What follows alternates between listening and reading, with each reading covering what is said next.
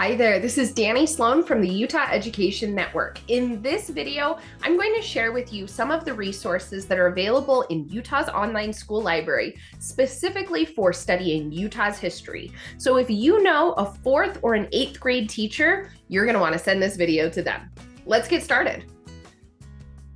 All right, we will start in any of the collections in the online library, so you can go to elementary, middle school, or high school. I'm just using middle school, and then you're going to click on Utah Resources, or you can just scroll down.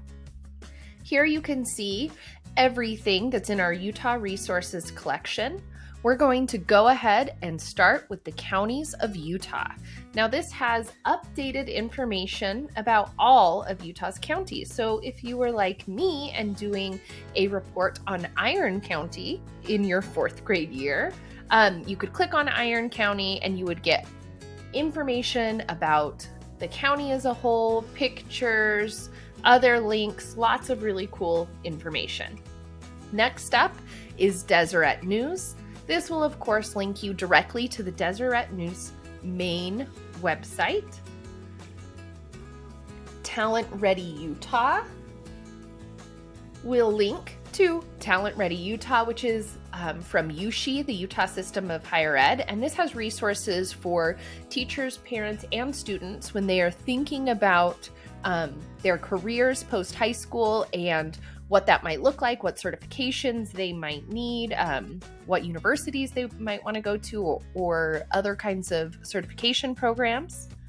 Next up, we have the Salt Lake Tribune's photo archive, which will give pictures that were in the Salt Lake Tribune, clear back to 1894, it looks like. We also have the Utah Collections Multimedia Encyclopedia. These are all resources that are multimedia that are stored within our e-media that you can pull from and use with your students.